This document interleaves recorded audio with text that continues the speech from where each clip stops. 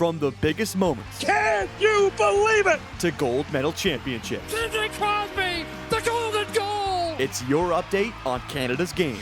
You're listening to the True North Ice Podcast with Jacob Ewing and Caleb Schneider. Welcome to the True North Ice Podcast, where we talk all things Hockey Canada and everything Canadian hockey related. As always, we're your hosts. My name is Jacob Ewing, joined alongside Caleb Schneider.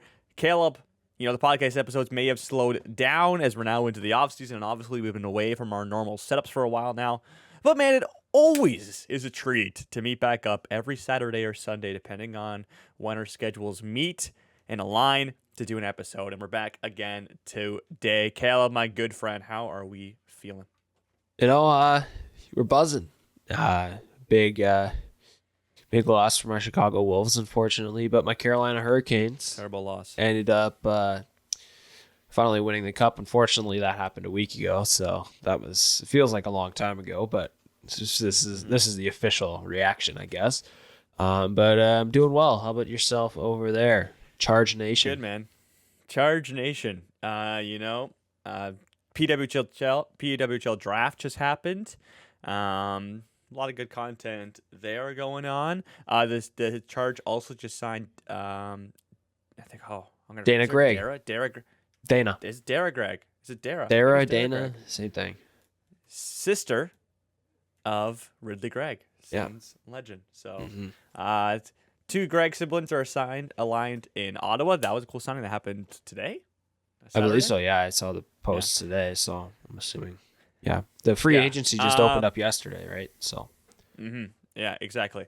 Caleb, PWHL Draft, third one, commenced on Wednesday and finished as well. 72 women make their dreams come true. Dreams maybe from a couple years ago, as the league is fairly new. But Caleb, this was probably the most star-studded PWHL Draft we've seen. No doubt? Oh, yeah, no doubt. I'd say no doubt. I mean, you potentially have 3 players drafted here that could be potentially the best. Like, they could be the top 3 players in the league in 5 years from now. I don't like that hasn't happened in the past 2 drafts. That never happens in the NHL. So I think it's pretty unique, and the way they have it set up, where you kind of have to commit. There's no official kind of age where you get drafted like the NHL, where it's 18 or 19 years old. The way you kind of commit kind of works out this way when some players want to go to finish off their college year together and call it quits after that. So yeah, I would say so. And you got some interesting stuff with now 12 teams. We saw Andrea Brandy, the goalie from Switzerland. She's probably going to be a starter in the league. People didn't expect her to go in the first round, second round. And she goes, 6th overall to Detroit? Was it 6th? I'll check right now. I got it up. But she went to I Detroit. don't remember off the top of my head. And that screws everything. Maybe it was even earlier. Maybe it's 5. I could be wrong. Detroit? I believe so. Well, no. It was San Detroit Jose and traded their Vegas draft were pick. 3-4. Remember, Detroit traded their draft pick. Oh, in the first sorry. round. Then I'll wait. find Then this I don't for even you. know, man. But she was. I could be stupid. Oh, it's It was okay. an expansion team that picked her, and now I'm losing my mind. But she gets drafted early, and you see Krista Sim, who was supposed to be a top 4 or 5 pick, goes to 8. Right. So it's some fascinating stuff here. I got it here. Okay. Am I blind? No, 15th. 15th overall. 15th Oh, overall. what? Second round. Yeah, sorry, second round. But still, you see players like that jump. Krista Sims goes to 8. It was a top 5 or 6 player, or top 4 or 5 player. And yeah, just some fascinating stuff. And we get the list like a day before. What was your thoughts on that? You only got it a day before. Yeah, it was kind of insane. Yeah. Especially if you're like these organizations. You have, I'd hope that that was only the list going public to the public themselves. I don't think and so. the GMs had. I Because think it's insanity if these GMs that's just. Do you that's just poor think? league Do you management. think Detroit knew that they'd get the 3rd overall pick before they traded Megan Keller? No, of course they didn't. That's ridiculous. This is. But then Listen, when this do you league think is they knew great, they found out? and this is something the league's got to learn. This is something the league's got to learn on, because giving these, like, just making it, maybe even a week advance, knowing we're gonna pick, makes it so much easier for decision making. And the fact that these GMs have to go into it blindly the day before, that's insanity. Like, that's insanity. And you see, like, as you just mentioned, Detroit gets pretty much fleeced. Like, congrats, you'll get Hillary Knight for a year. You're gonna come a year or two, bottom two in the league for those years. Maybe make a playoffs once, get first rounded. And you could have just drafted a better. You could have just drafted a better defender in Layla Edwards right there. Yeah, there you go, done. So maybe if you want to forward Tessa Janicki. Yeah, that's you could have went in her forward spot as well. Well, yeah, I guess Edwards she went down to 4. So, but yeah, it's a bit ridiculous. But you could have had a better player. You could have just drafted a better player that you'd have control over for more than 2 years, more than whatever you're gonna have for Megan Keller, right? So, and, like, the thing is, the talent at the top of this draft, like, Hillary Knight's a great player, but we saw a bit of a downslope kind of last season.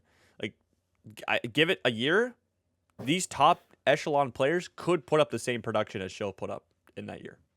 So, like, is that crazy to say? You know what I mean? Mind you, Hillary Knight also comes with many other facets of the game: leadership, game sense, also the ability to win.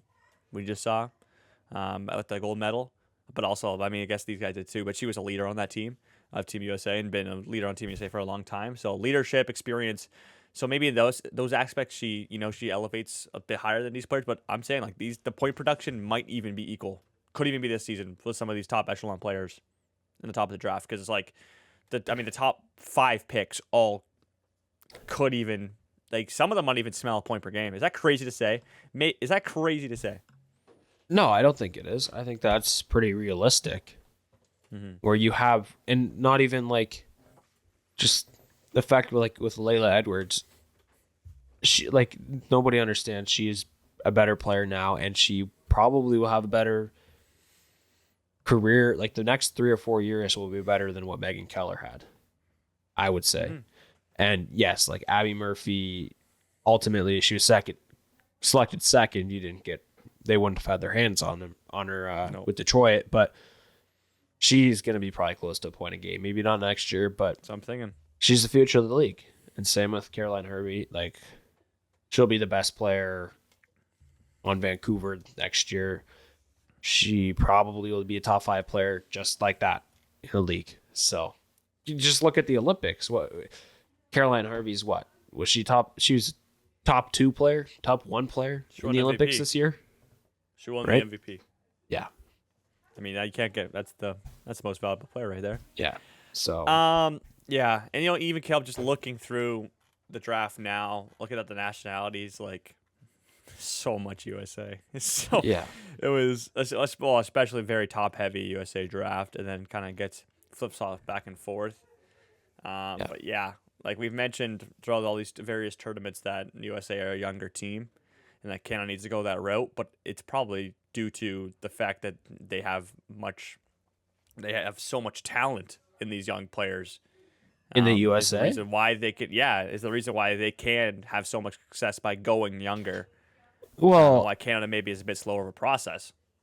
And the other thing too now is these younger Americans, they have, like, if they don't need to make the choice if they want to go professional hockey. They can go to a college in their own country, play at the top level in the collegiate level, university, NCAA, and then they can make their choice afterwards, where now these Canadians, as you see, there's the first one was selected 9th. You see these Canadians, if they kind of want to go professional, if they want to try and take a chance at it, because they're not going to, most of them aren't getting full scholarships, I would feel like, from these NCAA schools. You're going to go down there. You're going to pay a lot. It's going to be a lot harder than going to school up here in Canada. You're moving countries, all that, just to take a chance, and you're not even sure if you want to do it, right? Whereas if you could just play, you could play hockey here in U Sports or whatever in Canada, it would be less stressful, same country, all that, but it's not the same level of play. Whereas the Americans, they can go play at a higher level and they can make their choice later down the road, right? I think that's a big factor, is that the NCAA, you kind of have to go play in the NCAA or you're playing out in Europe if you want to make this, where Canada has no option right now. Was there a U Sports player selected? I knew there was supposed to be one, two. There was two. I was going to bring this up. Yeah. Last pick, 72nd overall by the Montreal Victoire. They kind of go local out of Concordia University. Emily Lavoie. Last pick of the draft, forward. And the other NCAA player. U Sports player. From, I believe, my gosh, yes. U Sports player out of UBC, University of British Columbia, Grace Elliott, a forward drafted by the Seattle Torrent, 38th overall. So only the two out of, how many commits were there? Or like, it was over 200 commit.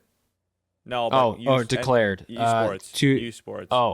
There's two U Sports players that were drafted. I don't know how many declared, but there's a lot. Like, I would say a lot of graduating players from U Sports commit. I mean, why not? Yeah, exactly. There's no loss, right? But that's probably the same thing with the NCAA, and you just compare NCAA play to U Sports play. Yeah, your answer, right? Just the level of play is, and there's way more teams too in the NCAA. Mm-hmm. There's 19 programs throughout all 72, like 19 different programs selected from the NCAA. Yeah. 59 of them, 59 players. So 11 from Europe, 2 from U Sports. So, yeah, I guess, well, just looking at they've got some numbers here. It is actually closer than what I initially thought. There were 31 Americans and 30 Canadians. So really? Yeah. In the draft? Wow.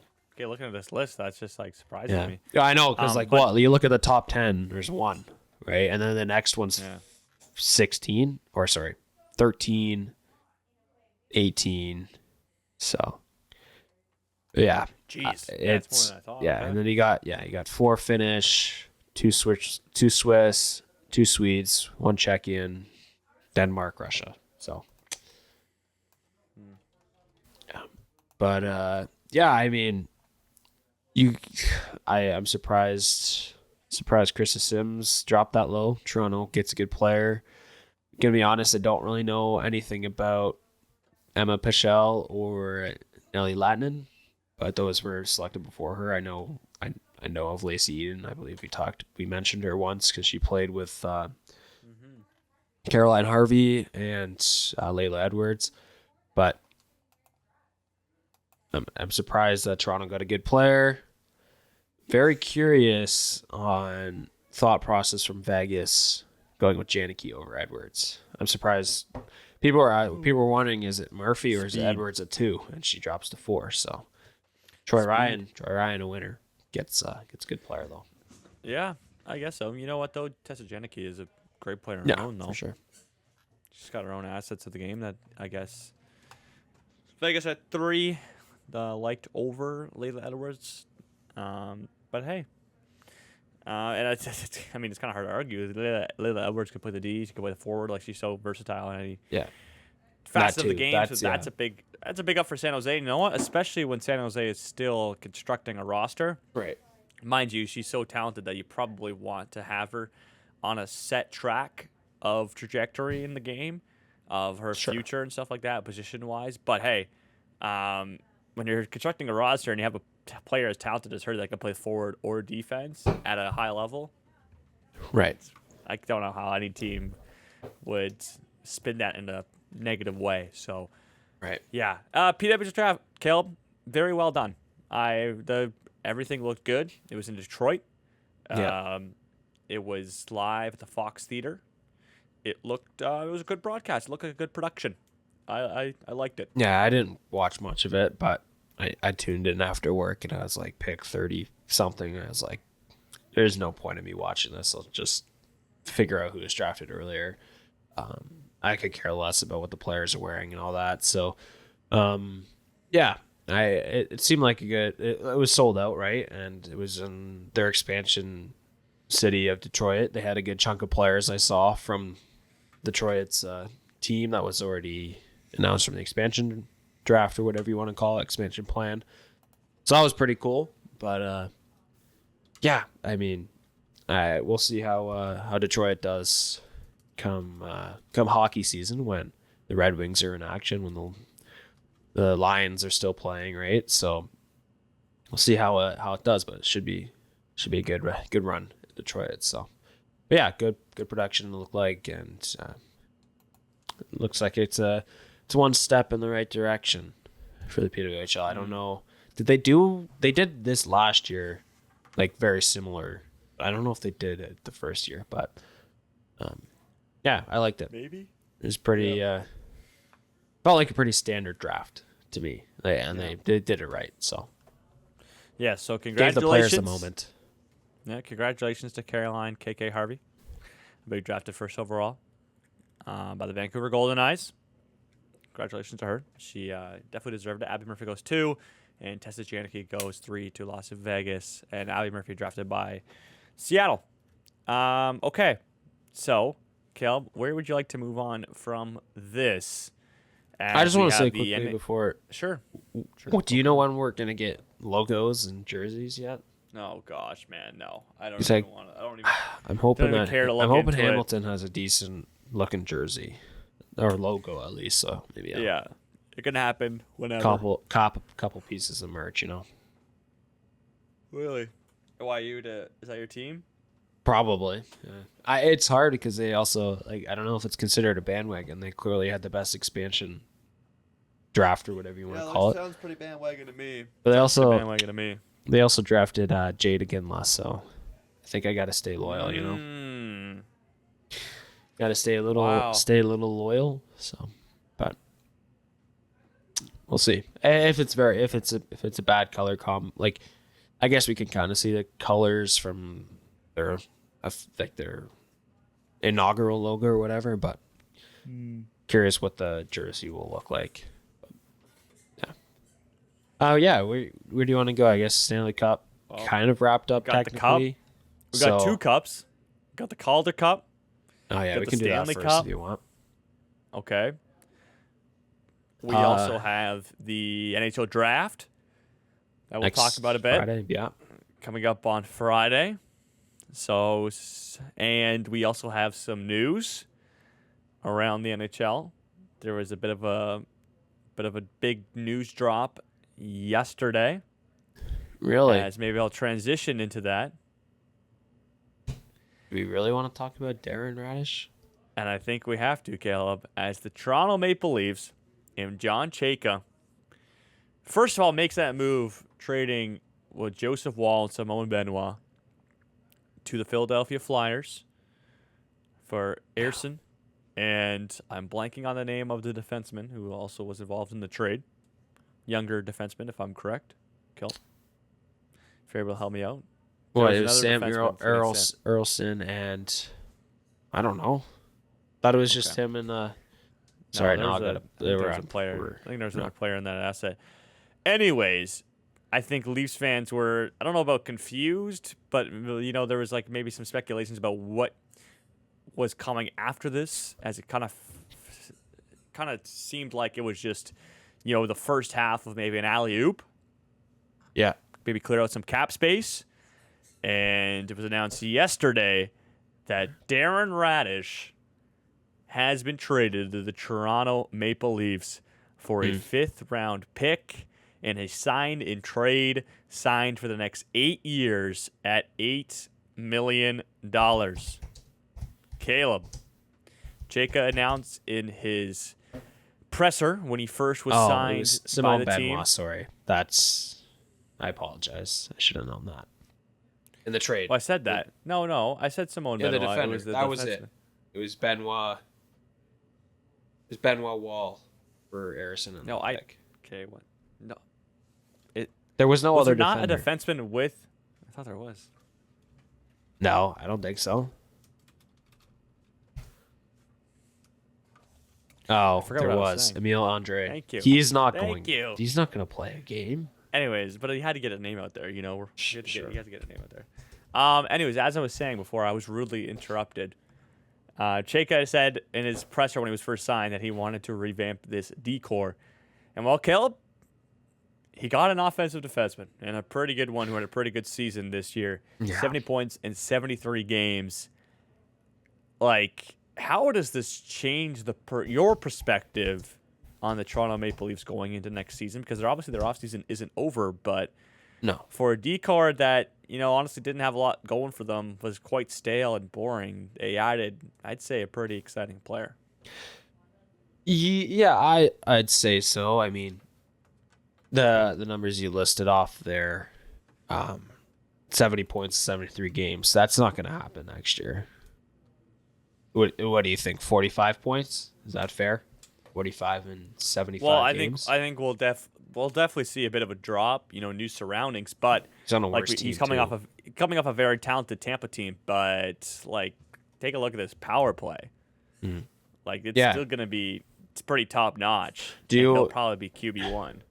So Morgan Riley led Toronto Maple Leafs defenders in power play goals last year. Do you want to guess how many he had? Power play goals? Yeah. For defenders. He beat out Like 4? OEL somehow. Like 4? He had 1 last year. Darren Radish had 10. Just that increase alone, 9 power play goals makes their power play just that much better. I still think Darren Radish can have 10 goals on the power play next year. I just think the cookies won't be the same, and the 5-on-5 play. 5-on-5 play will be good, but he won't produce the same amount of points, especially with Jim Hiller as their coach, who they announced as well. But that piece alone, he's got a big shot. He's going to be the power play 1 guy. You don't have to have OEL as your power play 1 guy. You can, like, I don't know. Do you think they get rid of Morgan Riley now? Well, I think his role definitely changes. Like, I think what'd you say? Like, OEL is probably power play 2 now, no? Or Yes. I'm pretty sure he was the power play PP1 for definitely the back half of the year. Okay. I would say. Yeah. So, also, pardon me, it's 8.5. It looks like it's 8.5 a year. Yeah, it is. For Darren Radish? Okay. I said 8, so 8.5. I'd say his role definitely changes. Like, less offensive now because he doesn't need to, like, he just got a guy who can play out those roles. Yeah. It's pure two-way. It might even, like, would you say this elevates his game? Maybe a little bit? Like, playing with the Leafs? Easier for him? No. I'm talking about Morgan Riley. Oh. Like, makes it a little bit easier for him now where he doesn't have to focus on trying to put up points and more or less just being a solid two-way defender. Yeah, like, he's going to be the third pair kind of guy next year if he's on this team. You think so? I guess you got Tanev on there, too. I don't know if Tanev's going to play again. Okay. If Tanev plays, it's going to be 5 games max. Like, it's not going to be a lot. I don't know if Morgan Riley, he shouldn't be in the top 4. Can we agree on that? I think he still dribbles around there. I think he still dabbles for sure. Is he a top 4 guy on a playoff team? Top 16 team in the league? Select ones, yes. Yeah. Select ones, yes. Like, they still have Brandon Carlo. Like, I mean, Darren Radish could play with Morgan Riley, I guess. Like, Morgan Riley is left-handed. Yeah. Darren Radish is right-handed. But there you go. You also have Brandon Carlo still in the mix, which, okay, Jake McCabe was good 4 years ago. I don't know how well he'll do, but just an old roster in D-core. So, yeah, I don't know, man. I don't know. Do you think him coming in and now you have Matthew Nyes on a big contract too? Do you think he's maybe out the door officially this summer? Who, Morgan Riley? No, Matthew Nyes. Pardon? Sorry, you're Matthew Nyes. stuttering a little bit. Oh, Matthew Nyes out the door. I hope mean, so. Old management was interested in getting rid of him, but I don't. I think he's actually. I think this addition means he's more likely to stay. I think that making an addition like this, you're clearly not trying to, have a bad. Not necessarily a teams want to have a bad season, but like you're making a push. Like you want to be back in the playoffs next year. Like, Yeah. This is a big deal. And they still have a lot of talent on this team. And obviously, the first overall pick, could they do something with that? Probably not. We're a week before the draft. So you get that addition. So you get that addition with probably Gavin McKenna or maybe Arvar Stenberg. We'll see. And then you get this addition. Like your offense is just almost like it's pretty stacked right now with Nylander and Matthews. And Sure, then the top 6 is okay. I just don't think you get rid of him. No, I don't, because the thing is, like, we saw a mock trade. What could have happened to Montreal? Like, there's all prospects, and if they wanted to go younger, you don't make this move for Darren Radish. No, So yeah, they're going. I think you keep Matthew Knight. You keep like they're going all in. So you keep Matthew Knight. Absolutely, he's a great player. No, that's fair. Like they have an okay top 6, but they have Dakota Joshua, Bogru, and Nick Robertson playing on their third line. You just named a Calder Cup champion. Don't forget that. But Calder Cup means nothing, man. Did you know the Marlies' average age was higher than the Montreal Canadiens' average age in the playoffs? That's including Easton Cowan and like guys that dropped that age low. Like, isn't that crazy? Mm-hmm. That's how young the Montreal Canadiens are. A younger team just went to the Eastern Conference Final where Calder Cup team that's older won. Like that's what the American Hockey League is. There's 30-year-olds on the team, 35-year-olds on the team, and then there's young 18, 19, 20, 21, 22-year-olds, right? Oh. Mm-hmm. Kel. Yeah. Question for you is the if there is a parade for the Toronto Marlies, will there be more fans there than the Carolina Hurricanes parade? I didn't How actually big see is the City Hurricanes. Toronto. I didn't see the celebrating Hurricanes this? parade. I don't know. I think it's actually happening like today or something. Okay. Like that. Okay. Well, actually, I did see something. Maybe it was yesterday. I saw somebody had a written jersey on the ground and people were walking on it. I saw that, so I'm pretty sure that it must have happened yesterday or today. Saturday, June 20th. Wait. Oh, it doesn't look like they're doing a parade. Really? It looks like instead they're doing something called a victory rally at Real Sports. Really? Yeah. Oh no, I see something right here. Okay. Today at 11 a.m. What? It happened Oh, downtown. Hurricanes? Parade and rally. Yeah. Yeah, I was talking about the Marlies. Oh, I thought you were talking about. Okay, sorry. No, I know obviously the Hurricanes are doing a parade. You said the Hurricanes weren't doing a parade.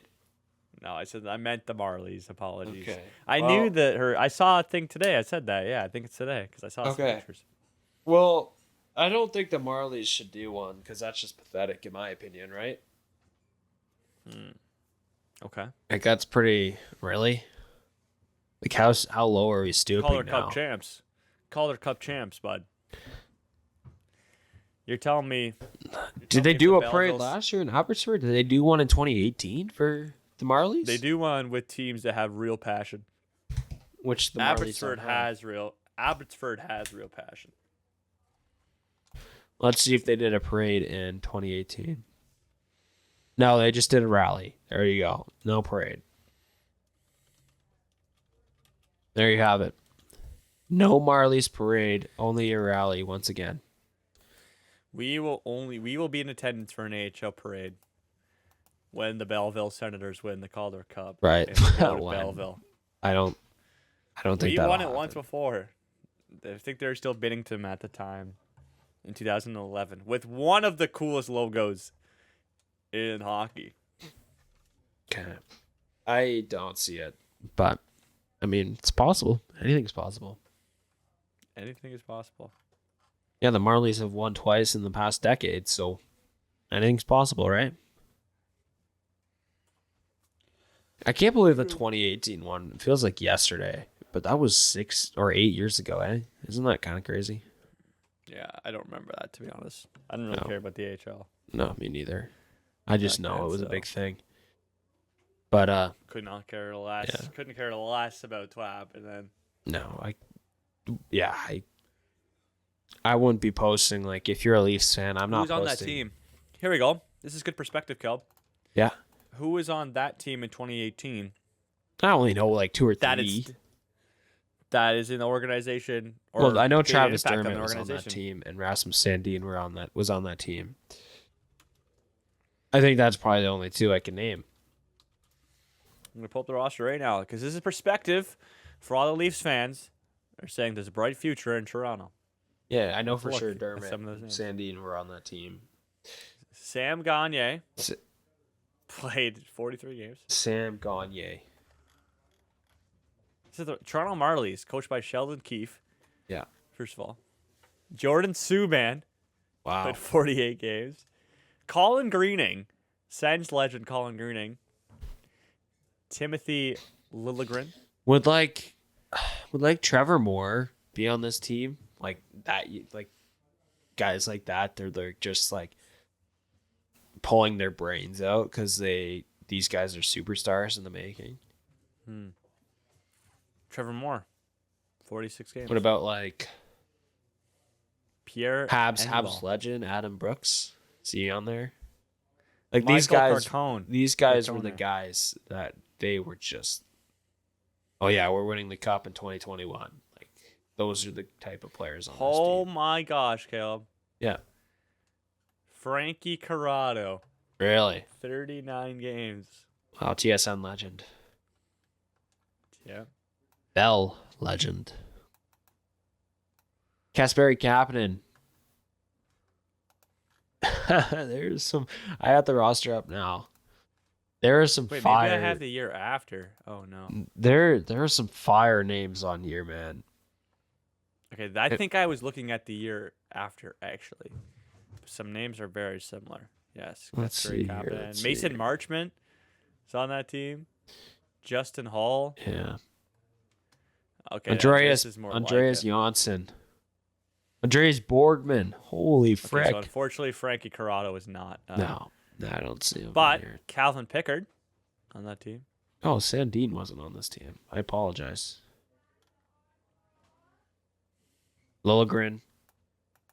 Grunstrom. Carl Grunstrom. There are some crazy names out here. Like, I didn't realize Carl Grunstrom was on the Marlies before he went to the Kings.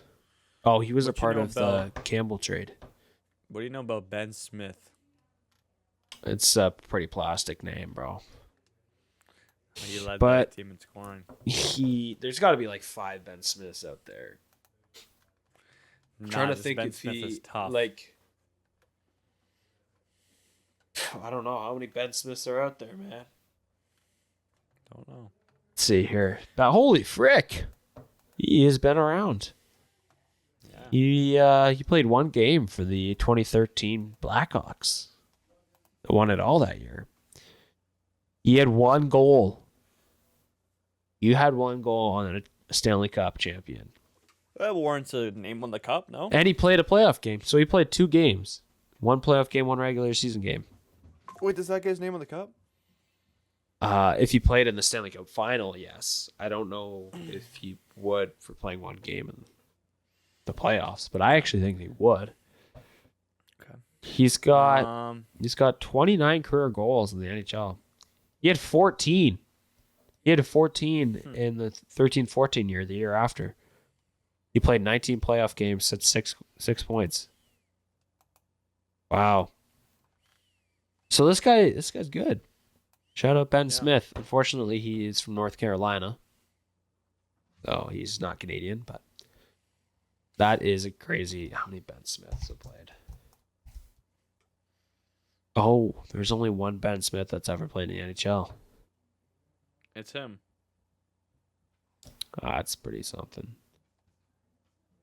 Wow. There's a Ben Smith that coached on the 87-88 U.S. national team. Okay. Not the same guy. unfortunately. But yeah, shout out the Marlies. I was a little upset that the Chicago Wolves didn't win. My boy Juuso Välimäki, Flames legend, was on the Wolves, but they couldn't pull it out. They also didn't have their starting goalie.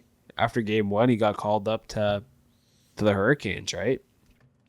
Yeah, that screwed them over. Yeah. So it's tough, but they did what they had to do, man. And I guess so. that's how you win a Stanley Cup, right? Do you have any thoughts on the Stanley Cup before maybe we do some draft talk? Or I mean, like, it was good. Congrats to the Carolina Hurricanes on winning the Stanley Cup. Yeah. Congrats to John Tortorella for not having any of his clothing What do you in mean? Vegas. Has he left Oh it yeah, he all left it in the Carolina hotel. Yeah, that's tough luck, man. That's like Sidney Crosby saying they left their clothes at their hotel Yeah. in the last year's World Championships. I still think Canada's is worse. It is worse. Yes, that is way worse. And like John Tortorella, he doubles down on Carter Hart. They run him out. That's a stupid question. Runs him out game 6, and they lose 3-0. So he didn't give up 4, but 3. And there were some bad goals throughout the Stanley Cup final. So Yeah. that's a very tough look in my opinion. But oh well. Now we'll see where he goes. They announced he will not be back. They call their AHL coach. AHL coach is called up. Craig Smith. Yeah. Ryan Smith. Something Smith. Craig Smith. Kel, where does he go? Like, I think we had this conversation last time, but like, I don't think he's Toronto's going now anywhere, done. man. I think he's retiring. I think he calls it a career.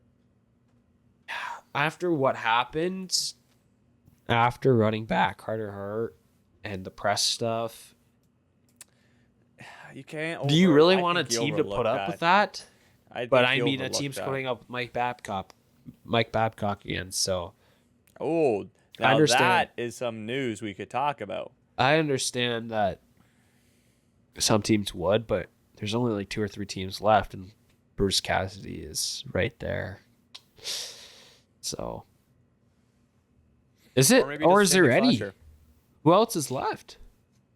Because Hiller goes to Toronto, Lavalette goes to LA, Babcock goes to Edmonton. Who's left? Nobody. Just got me. That's actually pretty. That's actually very interesting. So Bruce Cassidy, yeah, the Oilers are the last one that don't have one, and they're gonna get Babcock. Bruce Cassidy. So Bruce Cassidy's unemployed. Yep. But hey, you know what though? This is the new age era of the late season signings. Yeah. Do you think somebody team's gonna hires wanna Bruce fall. Cassidy with 10 games left? Everybody is going to want to do what they did. Yeah. And you know who's going to do it? I'll make my pick right now. The team that will do it and that will actually go all the way and win the cup this year, the Dallas Stars. The Dallas Stars are going to fire their coach with 8 games left, hire a new one, I don't know, man. and go on to win the cup. I don't know if they would do it. There. I think it'd work, but They have been obviously so close, but yet so far for so long now. that's When just they like see the a team like Hurricanes. And you Vegas, know what they did? They stayed put. They stuck it out. They did. So But they also had Rob the Bod. And you don't get rid of Rob the Bod. maybe maybe Bruce Cassidy goes to Carolina if Rod Brind'Amour retires. Think a team fires their coach just to get him? Bruce Cassidy? Like Montgomery? No, I don't think so. Or even like I think if they would have fired someone, they would have fired him by now. I even think. like okay, what about later in the definitely maybe later in the season, like a Patrick Waugh type situation for like mid-season. Oh, somebody's gonna get fired mid-season, right? No, but like a tactical firing just to get him if he's still on the market. Like, a team slipping a little bit, like, You know, we Yes. don't have Yeah. to Well, fire a yes. coach, That's what but- happens every year. There's always one good coach still out there. Yeah. Just, I guess it didn't really happen until the back, like, I'm blanking on his name, who just got hired by the Islanders, 4 games left. Pete DeBoer. Pete DeBoer, yes. He was available all year. I know. I just said that. So, I don't know. It's possible. But, like, there's not many candidates off the top of my head that could be fired right away. Like, 20 games in, 30, 40, 50. Like, I guess maybe you look at the Rangers, but I don't know if they do that to Mike Sullivan. Not the Penguins. Capitals, no. They just gave Carberry an extension. I don't know, man. I don't know. Maybe it's the Stars. Probably is the Stars. So, All Wild. right, Caleb. Maybe the Wild. Nah, not the Wild. Caleb, transition. I would like to show you my shirt today. I've actually seen Got it a a couple very- times. I got a very unique shirt, and this shirt is special to me because I've had it for about 8 years, maybe even closer to a decade. Okay? It is my Halifax Mooseheads playoff hockey shirt Wow. that my cousin, who was a season ticket holder at the time, gave to me from a game that he got at the game. Really? Isn't that sick? It's fire, man. Halifax Mooseheads playoff hockey shirt. Had to give a shout out to my cousin Jordan. I'll give a shout out to cousin Jordan. It's awesome. Yeah, but I have to show off. You know, I always like to. Sometimes if I'm searching through my closet, I find a shirt and I'm like, I'm gonna wear that. Next week, maybe. You know, I got a couple things from the Q. Obviously, my family's from out east, so we got family in Halifax. I have a question People, okay. about People the up in Q. Cape I don't Breton. want to cut you off, though, but I have a question. Okay. Does the QMJHL mean Quebec Maritimes or Quebec No. Major? I'm pretty sure it's major. Okay, go ahead. I think it's major. Now you're making me Because it think. just popped in my head. Maritimes makes sense, but I always thought It it was does major. make time. It is major. But it would make so much. Quebec It would make Maritime way Junior more Hockey League. sense, man. Sorry. No, wait, no, it does. It is Maritimes. Wait, this is confusing. I always thought it was major. Oh, it is. No, Caleb. Here's the thing. This is breaking news to the both of us because I always thought it was major too. The Quebec Maritimes Junior Hockey League, formerly the Quebec Major Junior Hockey League. It has changed when was that names. announced? I don't know because that's also That's news to me. That's crazy. Wow. I did not. Like, Okay, well, I that's, gotta find this out now. sorry to cut you off, but I had to figure that out. No, that's okay. That was a good time to cut off. I'm gonna change. When was the name change? Sorry, you go ahead on your story now. No, I'm just saying. I got some Screaming Eagles merch as well that, my boy, Luca Beckman will be a part of next year. So maybe we'll rock that out too. Yeah, But get they a were a jersey. good team. Drake Batherson played there. So Yeah. legend. Igor Sokolov. Wow, Leafs Sens legend. He played there. No, Sens legend. Yeah, I know. I think he went to the Leafs too. No. Maybe. Okay. 2023. End of 2023. Switch its name. Hmm. Igor Sokolov did not play for the Leafs. Apologize. Nope, told you. You got traded to Arizona, no? No, he didn't. He just played for the Sens and then went to Europe. No, but you got traded for Jan Unique. Then went to Europe. I had a Igor Sokolov autograph. Yeah, I have a memory about Igor Sokolov I'll share right now. I was Yeah? at a Belleville Senators games, actually. One of the last games of the season. Belleville, not always the greatest team. Never qualified for the Calder Cup playoffs ever. And until that night where they clinched a spot in the first round or the playoffs Yeah. against Laval in a packed building full of Laval fans in Belleville. And Igor Sokolov I don't remember the words exactly, but there was definitely a swear word in there. He was like, "Let's effing go!" Screams into the mic on the line. Like, it was just like pure emotion. It was awesome. Like, no professionalism at all. It's awesome. Igor Sokolov, Belleville Sens legend. Yeah, beauty. He's a beauty. Wow, it's fire. You want some more breaking news? Announced at the parade 10 minutes ago. Sure. Nick Delorier, 2 years back in Carolina. Oh, wow. Yeah. For what? Locker room guy? Of course, man. He just won the cup. It's free money. I guess Well, happy for him, man. I'm not. No, not happy. Okay, that's fair. Is there anything else you want to do? Some draft talk? Sure. Okay, who do you what's your picks here? Is it Stenberg 2, Chase Reed 2? Listen, Is it? it's McKenna 1. Yeah. Still on the McKenna 1 trade. I still think it's got to be Ivar Stenberg going 2. I do. And I love Chase Reed. I remember I don't know if you remember this, but at the beginning of the season, I told you Chase Reed was someone to watch in the draft. I went to a Sioux versus Kingston game. No, hold up. But I hold was the up one podcast. pumping his tires ever since. Hold up the pod. I want to watch that clip back because I want to see your reaction because I was high on this kid ever since I watched him. Yeah, but then I Okay. I swear I've been higher than you. We gotta watch the clip. Watch the clip. World Juniors, I 100% was bigger. Watch the clip. Yeah, I will. I'll make sure to go back and find that totally. Anyways, I still think you go Ivar Stenberg here. Yeah. I think with the things he's done they've succeeded. What honestly anybody in this draft has done. Is that crazy to say? Like maybe over McKenna, what he's done this year in the SHL, Sure. Yeah. higher league, mind you. Don't get me wrong. Like leading point scorer in the NCAA is amazing. Yeah. But just like gold medal at the World Juniors. Right. Like he played at the World Championships, didn't he? Yeah, he did. He did, yes. Same yeah, with Vigo exactly. New York. Like he's done it all this year, and he's impressed at every single level of the game. Like he's going to be a long time NHLer. He's going to be a good NHLer. It's just where is the ceiling?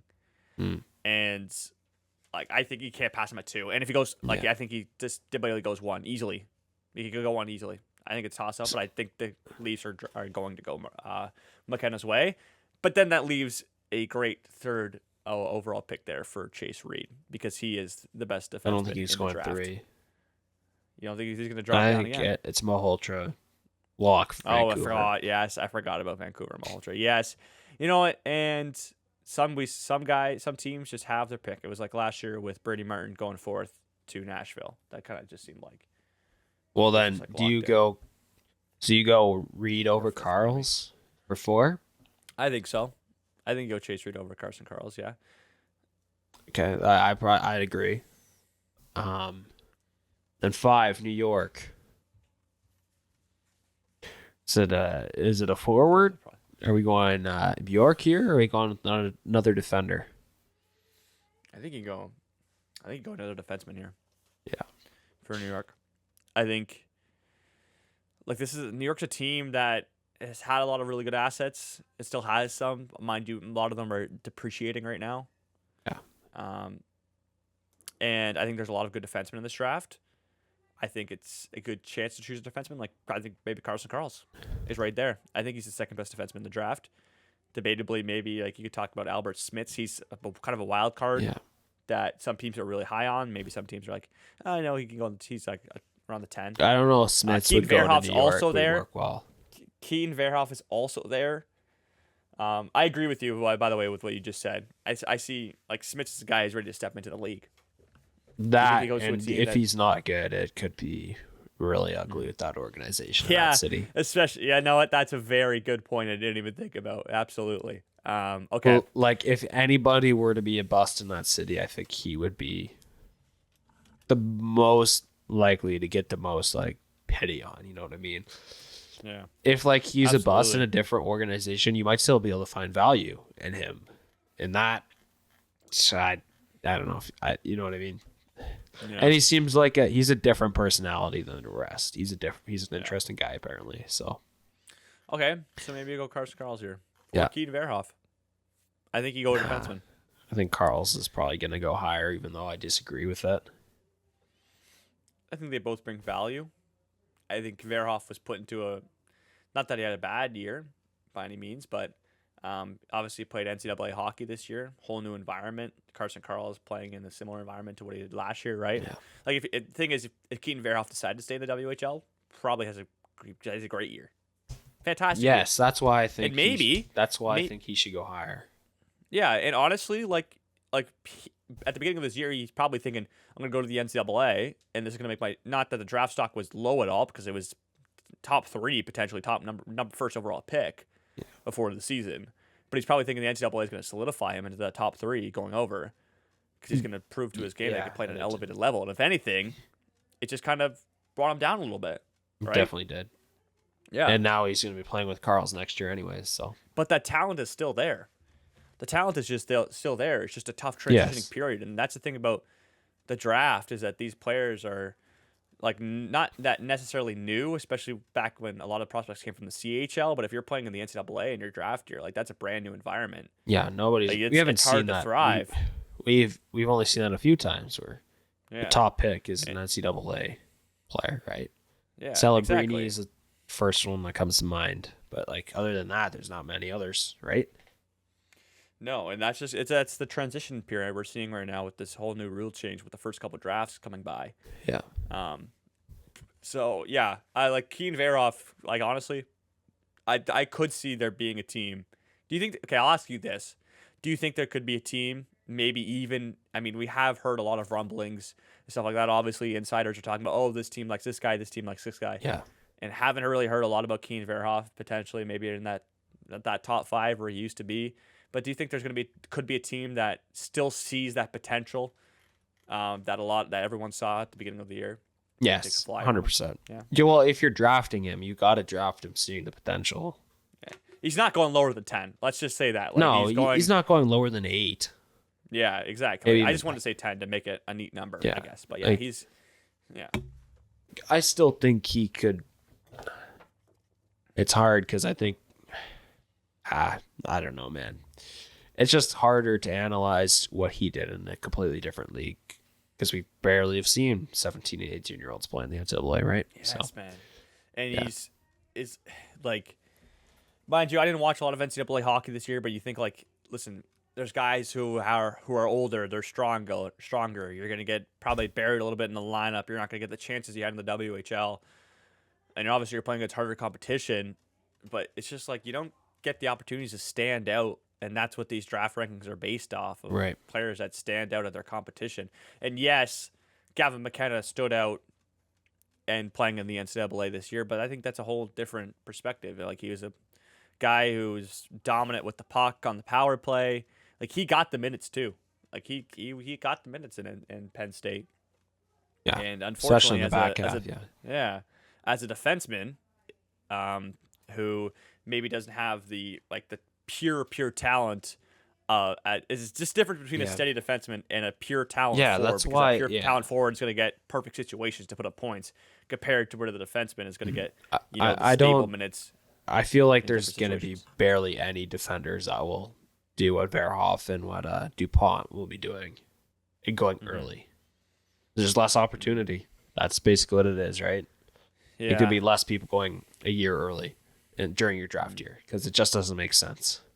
You should just play as much hockey as you can and get as many minutes as possible. Have favorable matchups, and you're not always worried when you're thrown out on the ice. You're not always worried, is this a good matchup against this other team's line, right? Yeah. If you need a defender to go out there, you throw out Verhoff when he's in the WHL, right? In the NCAA, you couldn't make that decision, especially with North Dakota. Yeah. But, I would like Verhoff with the Flames, I think. Okay.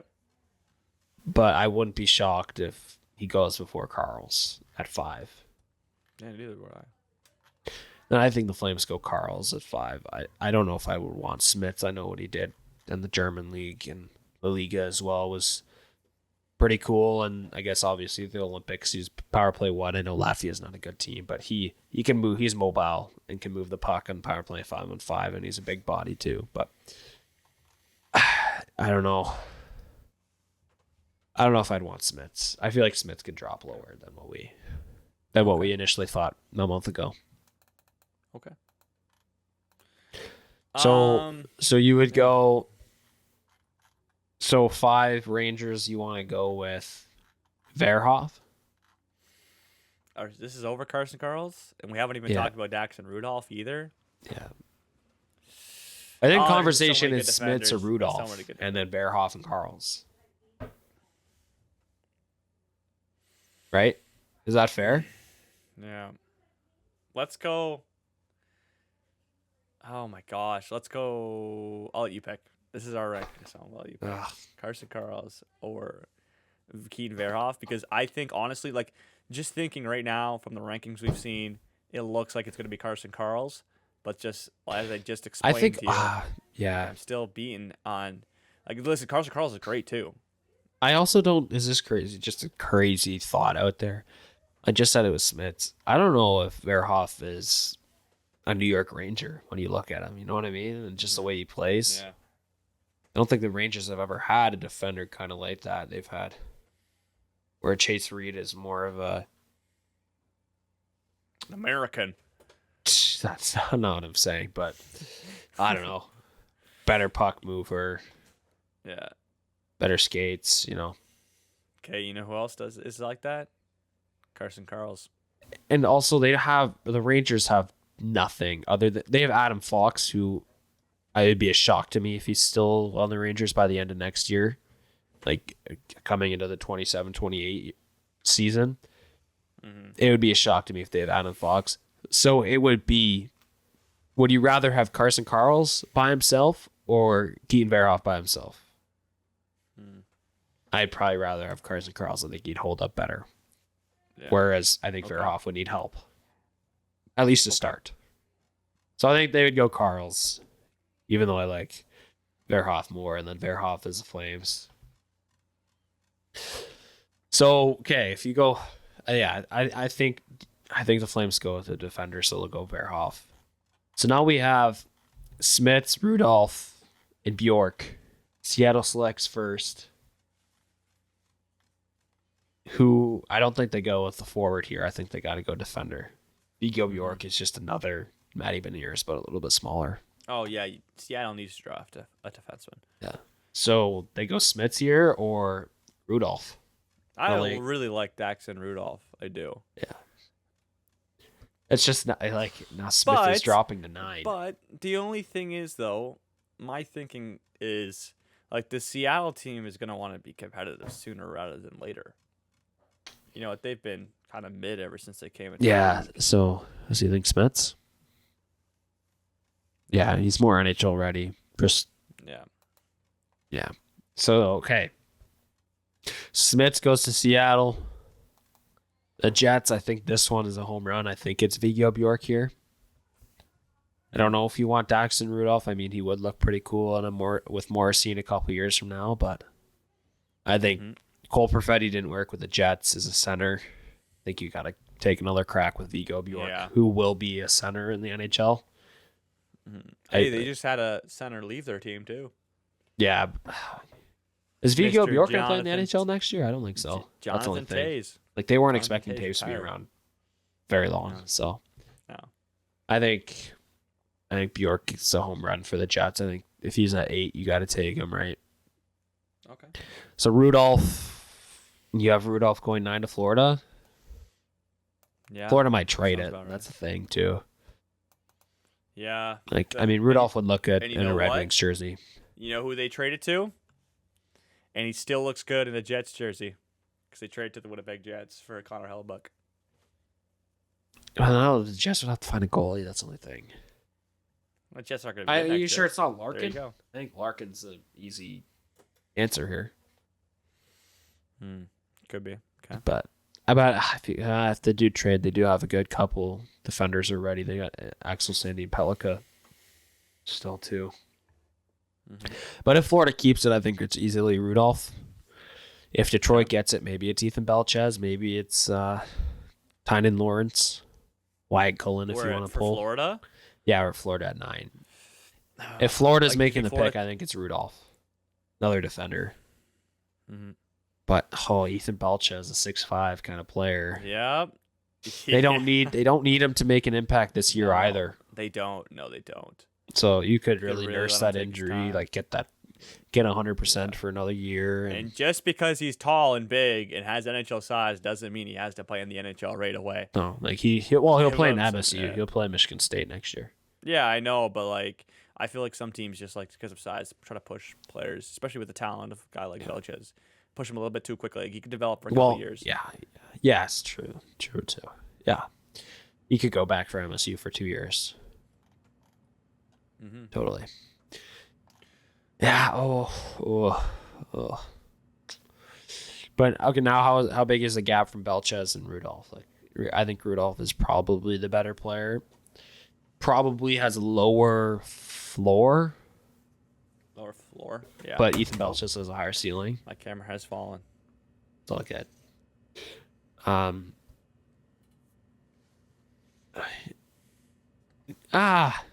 I think Florida would take Belchez, actually, now that I think about it. Really? Yeah, I like him on the Florida Panthers. And I think the Florida way, if he doesn't turn out to what people want him to turn out, he can still be a very decent third line kind of guy.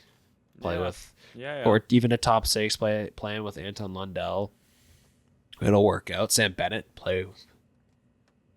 get him in the mix. And I know that's a lot, like a 9th overall pick, and he's not really panning out. If he doesn't pan out, that's kind of tough, but he could still be a very valuable NHL player. Like, do they even like? I'm trying to look at right now. The Florida Panthers have a terrible prospect pool. Yeah. Oh yeah. They got nothing. They got nothing. Yeah.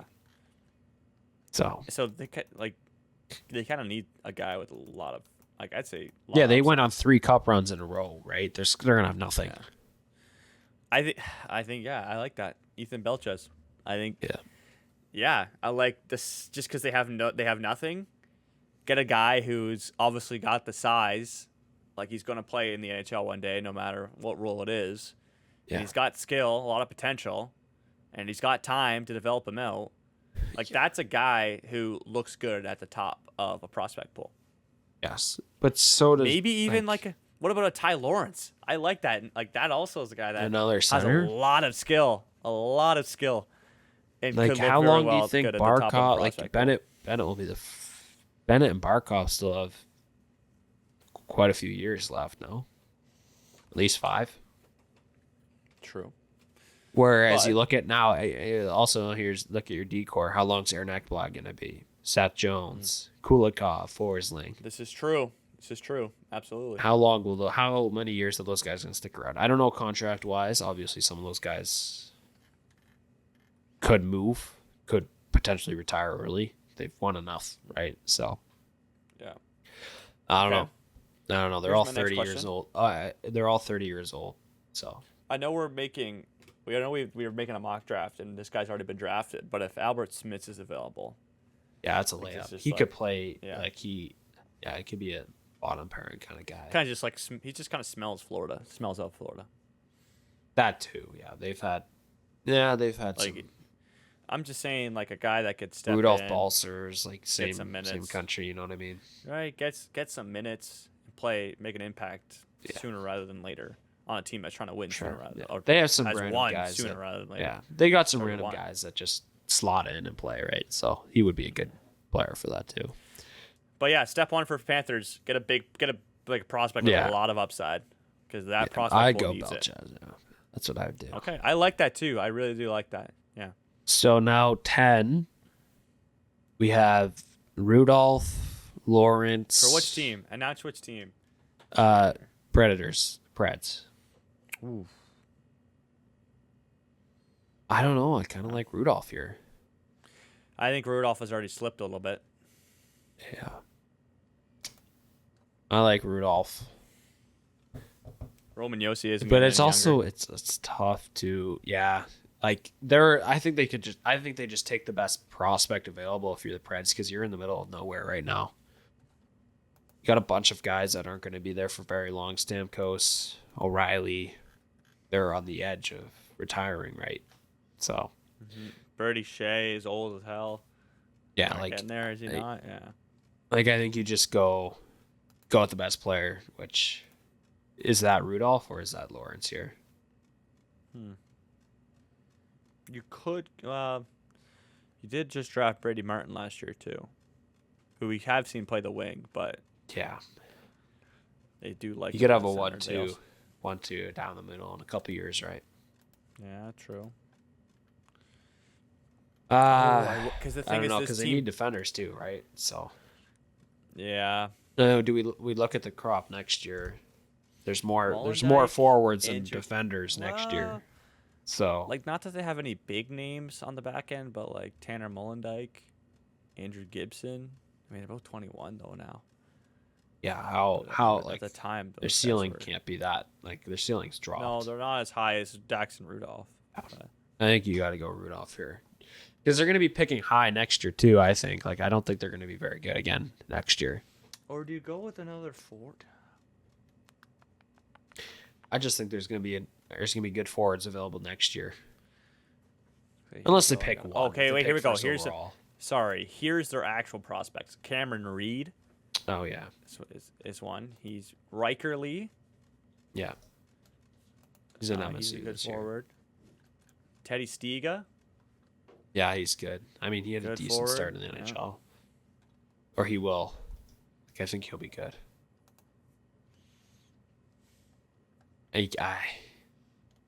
Ooh, Igor Surin. Don't really know the name, but he had 37 points in 57 games in the KHL this year. Yeah, I don't know. He's 19 years old though. Like, that's pretty good. That's. Who's he drafted? I think you just got to take the best player here. Yeah, I mean their forward group looks like it could have another big name, but Cameron Reed is really the only he's a Yeah, good I name think you go on that Rudolph back here. end. Those two can All play right. with each other in a few Let's years. agree. Let's agree. All right. How are we doing? 15 here? 12? You want to keep going? Let's Sure. do 12. Okay. I go Ty Lawrence with St. Louis. Is that pretty much a lock? Yeah. Yeah, that's good. I think I like that that. makes the most sense. If you're getting rid of Robert Thomas, Jordan Kyrou might be out the door. Another forward, not a center. yeah. but- And you could have somebody play with yeah, that makes sense. Well, I think a I'm center thinking, like, he's the hold up. next center, right? So I don't Didn't they think you're draft, going like, with a winger. Justin Carbonneau a couple of years 2 years ago. Yeah. Big shot. Want to get someone to set him up a little bit, maybe potentially. Yeah. I want to look. I like looking at the depth charts of these teams before actually, making the pick. That's true. 'Cause Yeah. There's always names you forget about. You know what I mean? Yeah. They don't have a crazy good pool Prospect. either. Here we go. Because some of them have graduated. Like, they've had a crazy Oh, amount no, of good they luck in the don't. first round. Right? So I don't know. Wait a minute. Here we go. I would think Adam Yeko. yeah. Yurchek. Right.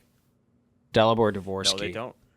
Yeah. Oh, Dvorsky, but he's on the main squad now. Yeah. Mind you, he's still developing, obviously, but he's a Yeah. good center. I think he'll be a middle sixer, probably for his days.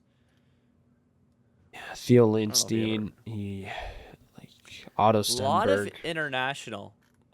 There's a lot of. Yeah, there is. Otto Stenberg made his debut this past year. They don't have much here. Like, it's pretty weak. Carbonneau and center. Dvorsky. Like, Dvorsky is a center. It kind of seemed like for a while it was Dalibor Dvorsky was the prospect in Yes. St. Louis, and he's transitioned on right now. And so if you have Jurček, who's a very good defenseman, you have Carbonneau, who's a hard shot winger, and there's no goalies to choose here, because I mean No, you're not choosing a goalie. no, anytime but soon. I'm just saying, like, of course, it's one more thing to look at here. Yeah. But yeah, I think you go center. I think Ty Lawrence is the decision. Yeah, we'll see what Dvorsky even pans out as, right? He only had 20 points or something like that. So, this year. I don't think he played every game, though. And then Devils, 12. there's a lot of options because I think we've dropped into a different tier now. Like you could kind of go a lot of different players. You have Oliver Savanto, Malte Gustafsson, who had a great U18s with Sweden, Oscar Hemming, who we both really like, Alexander Command, who I don't really know much about. Who's a center, big center. Yeah, big center. And then Wyatt Cullen, who also kind of came out of nowhere. Small guy. Wyatt Cullen. Dude. Yeah. Wyatt Cullen, U18s. Welcome. Yeah. Welcome to the draft rising, buddy. Holy smokes. He was really good. Watching that USA, it was just him. It was literally just him. Well, yeah, there's nothing else there. So good. Yeah. And he also, the thing is, he was hurt this year, didn't play every game with the national development team. But I mean, his size is not like he's 6'1", so he's got somewhat of a size, but he's got the skill, that's for sure. He's very skilled. He's going to University of Minnesota next year too. I mean, yeah, I think that's offensive forward dangler. Play Jack Hughes. You ever heard of Jack Hughes? You ever heard of Jack Hughes? Yeah. American. Winger? There's a winger too? Yeah. Yeah, I don't think they go for a center here unless they really want to get rid of Heischer. I don't think they go defense. Do you think they go defense? Like There's not really any defenders though. That's the thing. They just Well, what about a guy? I think a guy, Ryan Lynn. I don't think Ryan Lynn's gonna go that high. Okay. I think Ryan Lynn's gonna be close to the second round, if anything. Really? I would think so. Okay. I'm not sure if I agree with it. But that's what it sounds like. I don't know. I think I just go with the highest skilled player to play at Jack Hughes and have fun. Wyatt Cullen. I agree. Because they don't have many of those guys no more, right? Dawson Mercer's not really that kind of player no more. So, There you go. That's your top 12. You heard it here first. McKenna 1 to the Leafs. Stenberg 2 to the Sharks. 3 is Maholtra to Canucks. Blackhawks, we went with Reed at 4. Rangers was Carls at 5. Verhoff 6 for the Flames. Kraken was... Did we go Smits? Smits was Kraken at 7. We go Bjork 8. Jets. Yes, we did go Smits. Daxon Rudolph. Oh, sorry. 9 Florida Panthers. Ethan Belchez. 10 Daxon Rudolph. Preds. 11 Ty Lawrence for the Blues. And 12. Coming together well.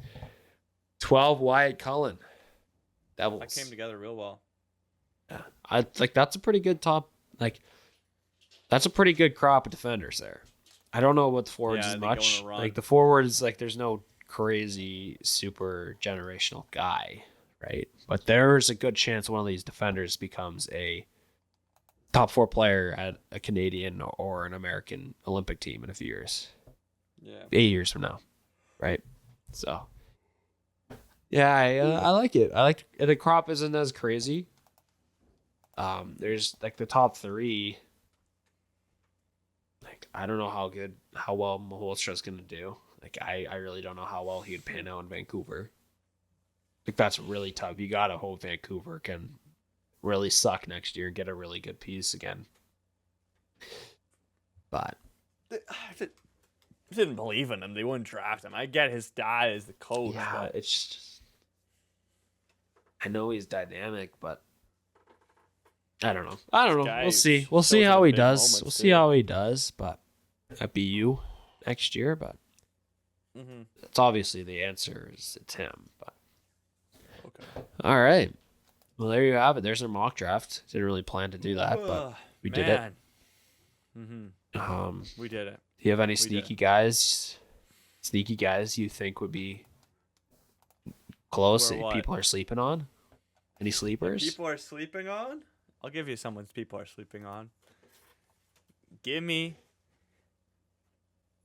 Nikita Klepkov. Okay? Klepkov. This guy has been up and down the rankings, but you don't lead the OHL in points for no reason. Okay?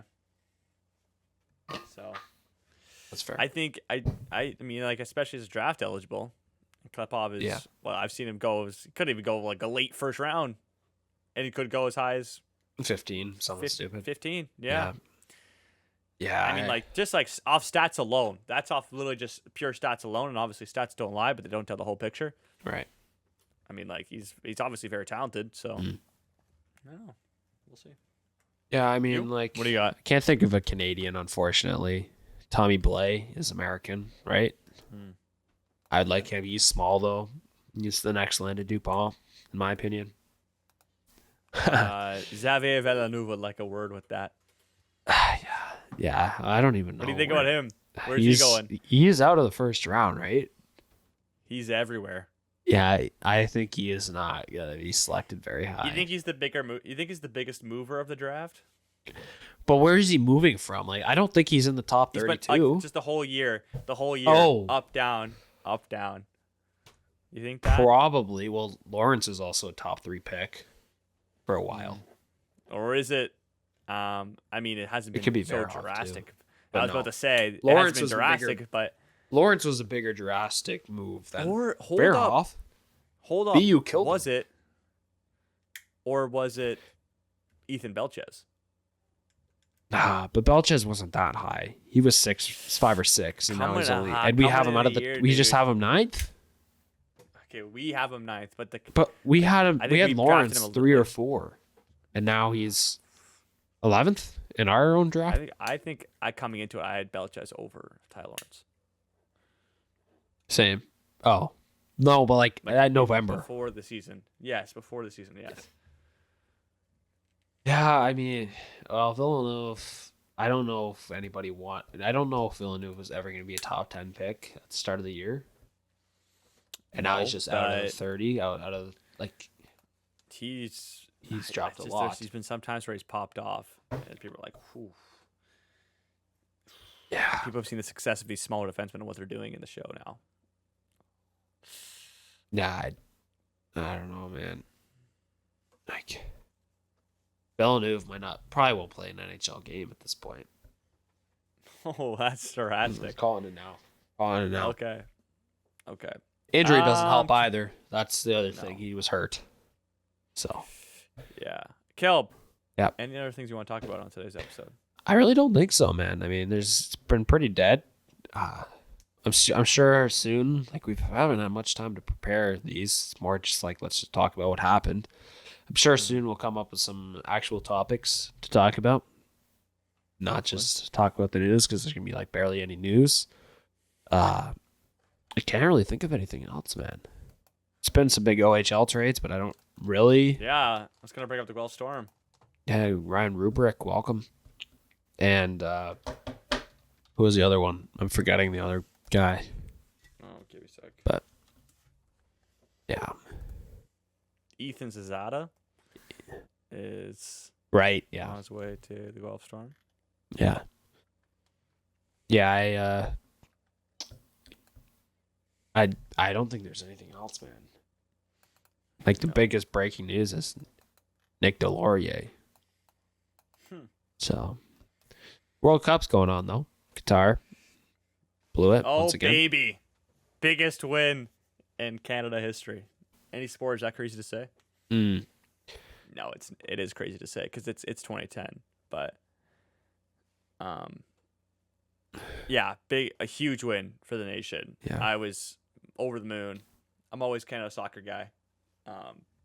Wow. Jonathan David proven to the world, man, that he can finish. He can actually finish. Believe it or not, it's not just club form or old Canada form. Modern day Jonathan David can finish.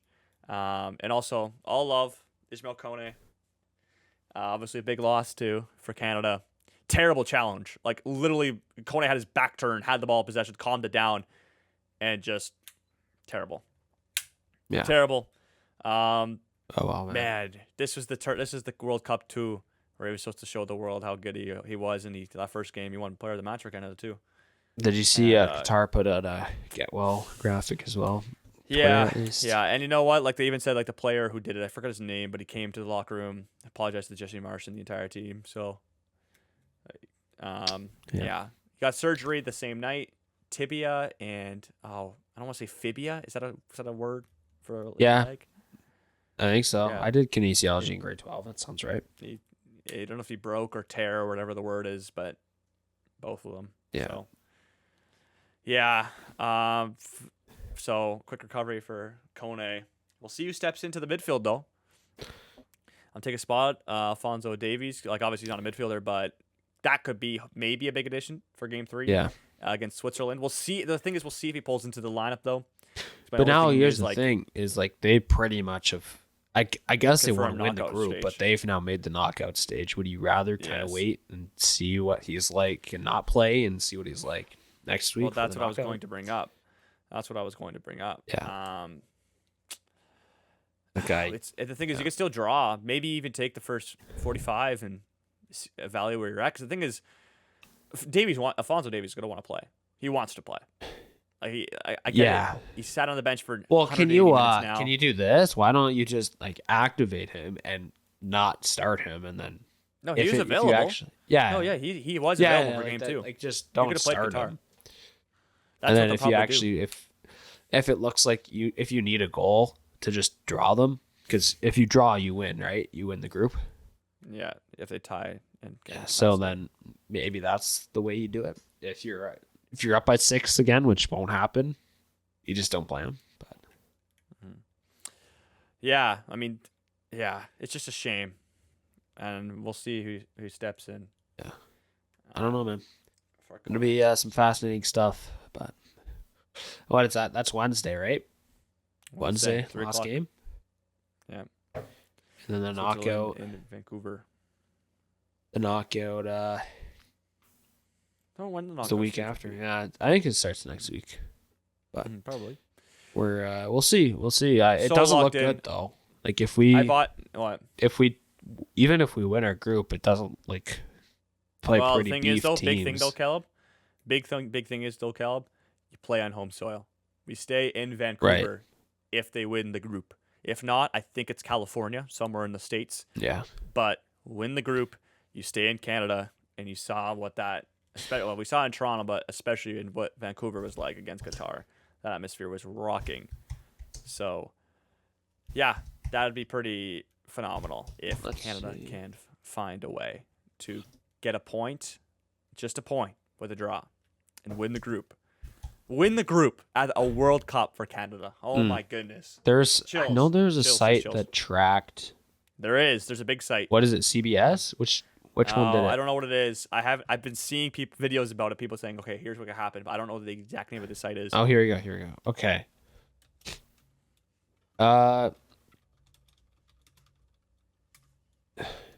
Hold on. It looks like if we Oh, I don't understand this one at all. Round of 32. Oh, here we go. So Group B, we play in LA if we come second. Where is Group B winner? We play in Vancouver July 2nd. In Vancouver. Okay. Yeah. If we win that, we either play Egypt, Algeria, or Austria. So I guess that's not bad. I don't know what I was looking at earlier then. Maybe it was if we come third somehow. Okay. Right? Because there's a couple third spots. What website are you on? Just I'm on The right now. Athletic. It's The Athletic that has it. Yeah. Right now they give Canada, like Canada's got a 63% chance of playing in Vancouver. Yeah, If I they think beat- it's just if they because you beat have the if they beat advantage or- of a draw. Draw. Yeah. Yeah, that's what it is. Yeah. It does give them a slight advantage. And you know what? I mean, like, I get it. You play like Qatar just was so flat-footed, but that's also a Qatar team that tied Right. Switzerland. Like they also drew Switzerland in the game before. Like Canada was all over them. Like that was the most dominant World Cup game I've ever watched. Right. Yeah. So actually, I'm on board. Like they kind of need to win. Like there is an easy like I know Egypt's pretty good, right? They're not bad. Old Mohamed Salah. Yeah. But like Algeria and Austria, those I don't have the biggest football knowledge, but Algeria's those won aren't games, they as lost- bad as like Portugal, Colombia, Oh no, Croatia, knockout game, Senegal, which is in Kansas City. you want to Which- avoid those. Well, you'll play one of those if you win the round of 32 on July 7th in Vancouver. Yeah. you'll play one of those teams. But that's now you're at the round of 16. Yeah. So it's an easier. If you want to get to the round of 16 in Vancouver, you kind of want to win now because the easiest way is to win in the round of 32 against one of these crummy teams. Mm-hmm. I mean, Egypt's That's what good, winning does for you. but you're playing a third place team from a group. So Yeah, and that's more rest for Moise Bombito, who came in, played 45 against Qatar. He gets more rest. Hopefully, maybe he'll even start. Although Luke DeFugaro played very well. But he's 20 years old. He's a center back for Canada at the World Cup, and he's 20 years old. He's younger than me, if not the same age, born the same year. Or if he's younger than me, he's born the same year as you. Isn't that crazy to think about, dude? He's our age. This guy's a starting center back. That's for interesting. Canada, and he's been great. So, just so calm. But yeah, Moise Bombito, the pace. If he's fully healthy, he won't be, but if he's 80%, that's better than what he was before. So, well, also, and obviously the biggest one, Lamine Yamal is younger than us, and he sucks. So Lamine Yamal is, he's Spain is pretty sharp, bro. He sucks. Lamine Yamal just skipped the rookie phase, and he's been a superstar. But a draw.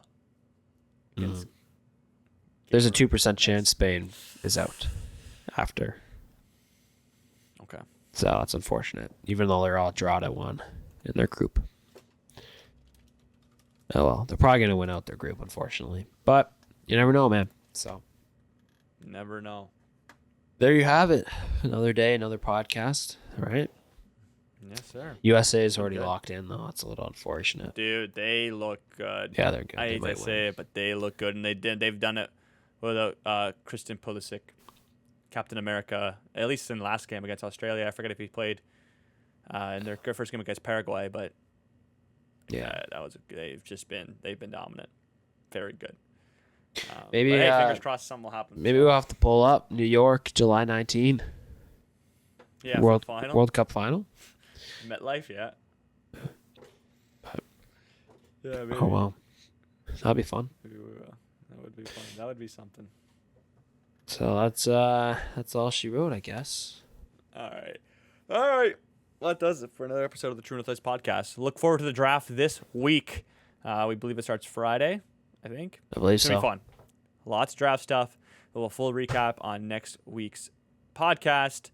As always, you can follow us on social media on all your favorite social media platforms, Instagram, TikTok, and YouTube, where we're posting all your favorite clips from the podcast when we feel like it. Caleb, we're also a podcast, if you can't tell. So where can they find us and listen to us? Spotify, Apple Podcasts, Amazon Music, iHeartRadio, Pocket Cast, YouTube Music, Good Pods, Castro, Podcast Addict, and many, many more. All right. Thanks, Caleb. As always, we've been the True North Ice podcast with Jacob Ewing and Caleb Snyder, and we'll talk to you very soon.